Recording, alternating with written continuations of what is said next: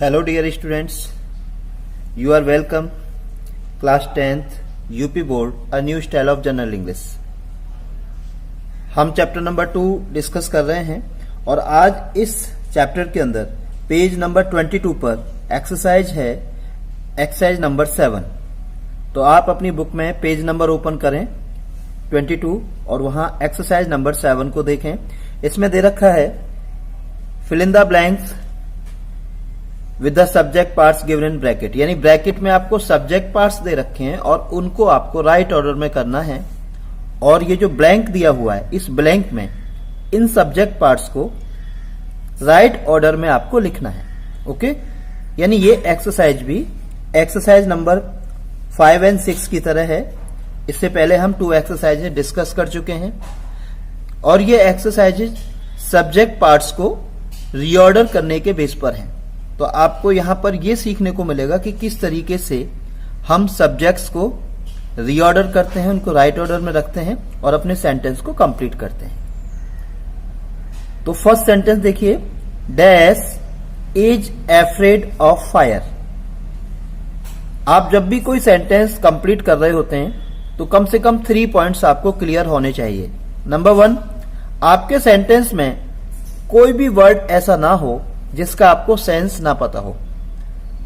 अगर आपको किसी भी वर्ड का मीनिंग नहीं पता है तो चांसेस है कि आप कंफ्यूज हो जाएंगे और आप राइट सेंटेंस क्रिएट नहीं कर पाएंगे। तो एफ्रेड मीन्स क्या है? भयभीत होना, राइट।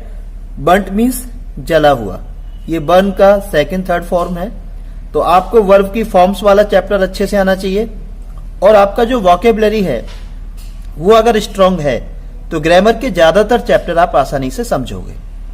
तो पहला पॉइंट तो यही है कि आपको हर एक वर्ड का सेंस क्लियर होना चाहिए। नंबर 2, आपको यह आइडिया होना चाहिए कि हमारा सेंटेंस किस टेंस से है, राइट।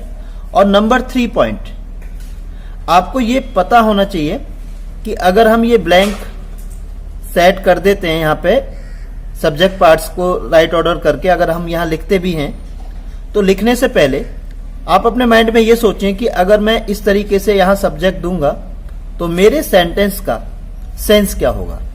ओके, तो ये 3 पॉइंट्स आप ध्यान रखें। सारे वर्ड्स क्लियर होने चाहिए, आपको टेंस पता होना चाहिए जो कि आप वर्ब से पता लगा सकते हैं, और आपको अपने सेंटेंस का सेंस क्या होगा कंप्लीट होने के बाद ये भी पता होना चाहिए।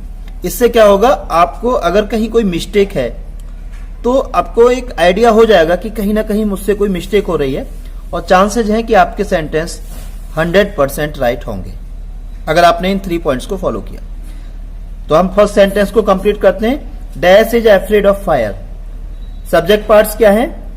अ चाइल्ड बर्न्ट, इसका राइट ऑर्डर होगा a burnt child is afraid of fire. इस कंडीशन में इसका सेंस क्या होगा? एक जला हुआ बच्चा आग से भयभीत रहता है। जो बच्चा एक बार आग से जल जाता है वो आग से क्या हो जाता है? भयभीत, राइट। ये इसका सेंस हुआ और इसका टेंस क्या है? Simple present. ये हमें किससे पता लगा? इससे। अब हम सेंटेंस नंबर 2 देखते हैं। Dash pity the poor. Pity means दया दिखाना, दया करना। द पुअर मीन्स गरीब लोग। जब पुअर सिंगल आता है वर्ड, उसके साथ दा नहीं होता तो ये एडजेक्टिव होता है, लेकिन जब आप द सपोर्ट करते हैं तो द पुअर ये एक नाउन बन जाता है, कॉमन नाउन, और ये प्लूरल होता है। द पुअर मीन्स गरीब लोग। ऐसे अगर यहां पे होता द रिच तो उसका मतलब होता अमीर लोग। अब हम अपने सब्जेक्ट पार्ट्स को देखते हैं। गुड ऑल चिल्ड्रन, इसका राइट ऑर्डर क्या होगा? ऑल गुड चिल्ड्रन, सभी अच्छे बच्चे गरीबों पर, गरीब लोगों पर दया दिखाते हैं, दया करते हैं। ओके, ये इसका सेंस हुआ। और इसका टेंस क्या है? प्रेजेंट इंडेफिनिट, क्योंकि पिटी वर्ब है, फर्स्ट फॉर्म है।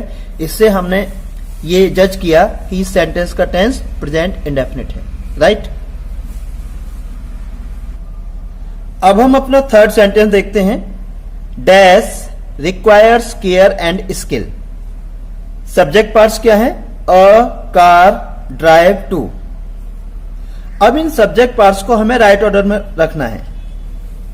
अब देखिए इसका राइट ऑर्डर होगा to drive a car requires care and skill. यानी एक कार को ड्राइव करने के लिए हमें किस किस चीज की जरूरत होती है? सावधानी की और स्किल की। ओके, तो ये इस सेंटेंस का सेंस है। और टेंस क्या है? Present indefinite. रिक्वायर्स, ये फर्स्ट फॉर्म है singular case. Okay, first form में 2 नंबर होते हैं, सिंगुलर नंबर और प्लूरल नंबर, यानी फर्स्ट फॉर्म सिंगुलर भी हो सकती है और प्लूरल भी। बाकी जितनी भी फॉर्म्स होती हैं उनके अंदर ये डिवीजन नहीं होता सिंगुलर प्लूरल का। सिंगुलर प्लूरल का जो डिवीजन है वो किस में होता है? केवल फर्स्ट फॉर्म में। तो रिक्वायर्स फर्स्ट फॉर्म है, इसलिए सेंटेंस क्या है? Present indefinite. Sentence number 4, dash is careless. Subject parts, the boy, young, room, the in. अब इसका राइट ऑर्डर क्या होगा? The young boy in the room is careless, यानी जो छोटा बच्चा है कमरे में वो लापरवाह है। सेंटेंस का सेंस, टेंस क्या है? Simple present. Okay, number 5, dash is my aim. Dash is my aim, get 2 marks good. अब इसका राइट ऑर्डर क्या होगा? To get good marks. ये टू गेट, ये क्या है? इन्फिनेटिव। आगे हम ये टॉपिक स्टडी करेंगे। फिलहाल इसका जो राइट ऑर्डर है सब्जेक्ट का क्या होगा? टू गेट गुड मार्क्स, यानी अच्छे अंक पाना। इज माई एम, मेरा उद्देश्य है। ये इसका सेंस हुआ। और टेंस हमें इससे पता लग रहा है सिंपल प्रेजेंट, यानी present indefinite. Next sentence, dash is nervous. Subject parts, the girl in corner, the. अब इसका राइट ऑर्डर क्या होगा? The girl in the corner, यानी कोने में जो लड़की है, कॉर्नर मीन्स कोना, कोने में जो लड़की है, इज नर्वस, नर्वस है यानी परेशान है, घबराई हुई है। ये इसका सेंस हुआ। Tense simple present. Number 7, dash is necessary. Subject part, something regular, saving. Right order क्या होगा? सेविंग समथिंग रेगुलरली, यानी कुछ नियमित रूप से बचाना। सेविंग समथिंग रेगुलरली मीन्स कुछ नियमित रूप से बचाना, रोज कुछ बचत करना। इज नेसेसरी, आवश्यक है। ये इसका सेंस। और टेंस क्या है? Simple present. नंबर 8 देखेंगे आप, dash is tired of all this work. He, you, as well as, ये सब्जेक्ट पार्ट्स हैं। He as well as you is tired of all this work, यानी उसके साथ साथ तुम भी इस काम से क्या हो गए हो? टायर्ड ऑफ मीन्स बोर, इस काम से ऊब गए हो। ये इसका सेंस हुआ। और टेंस क्या है? Simple present. Okay,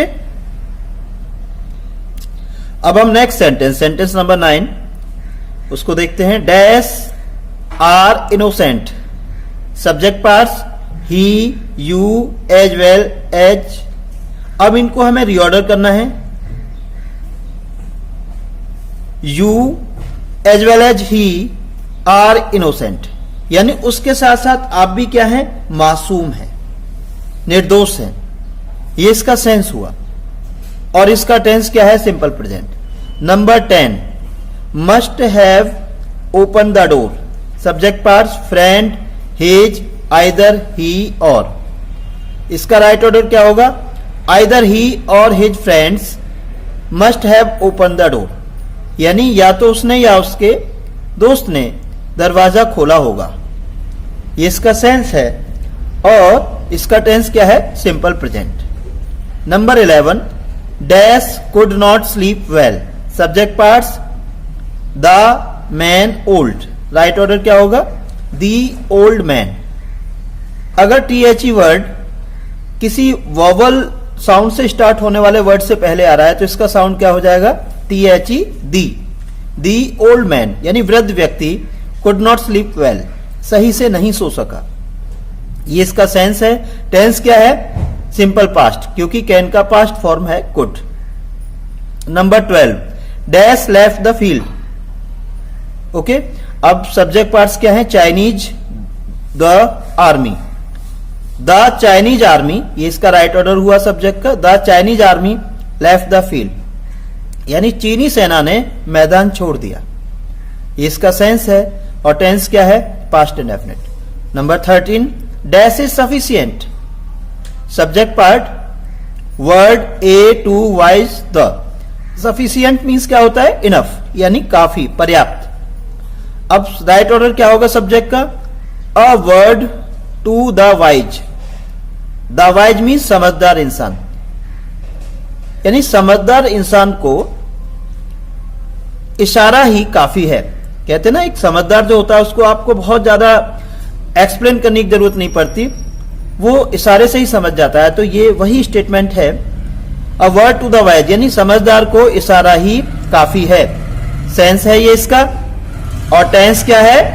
simple present. Number 14, dash is well known. Subject parts of poems none the. Right order, none of the poems is well known, यानी दी गई कविताओं में से कोई सी भी पॉपुलर नहीं है। वेल नोन मीन्स चर्चित होना, पॉपुलर होना, ये इसका सेंस है। और टेंस क्या है? Simple present. 15th, dash leads to the station. Subject parts, either of roads these. Right order, either of these roads, यानी इनमें से कोई सा रास्ता स्टेशन को जाता है। लीड्स टू द स्टेशन, ये इसका सेंस है। और टेंस हम वर्ब से जज कर सकते हैं। लीड्स फर्स्ट फॉर्म सिंगुलर है, इससे पता लगा कि सेंटेंस का टेंस क्या है? Present indefinite. ओके, तो इसी तरीके से आपको सब्जेक्ट्स को राइट ऑर्डर में करना होता है। हो सकता है आपके मन में कोई डाउट हो, कोई क्वेश्चन हो, आपको सिर्फ उस क्वेश्चन को कमेंट बॉक्स में शेयर करना है। हम एज सून एज पॉसिबल, यानी जितना जल्दी हो सकेगा उतना जल्दी आपको रिस्पॉन्स करेंगे, उस क्वेश्चन का आंसर देंगे। ओके, नेक्स्ट चैप्टर के साथ हम फिर आएंगे। Thank you very much for this wonderful watch. और जो भी फ्रेशर हैं स्टूडेंट, फर्स्ट टाइम हमारे चैनल पर हैं, उनको हम ये बता दें, यहाँ पर यूपी बोर्ड क्लास 10th और 12th a new style of general English की जो बुक हैं, उनके सारे एक्सरसाइजेज के सॉल्यूशन दिए जाते हैं with very easy explanation. Okay, तो आप घर बैठे ये चैप्टर्स आसानी से कर सकते हैं। तो आप चैनल को सब्सक्राइब करें, वीडियो को लाइक करें। Thank you.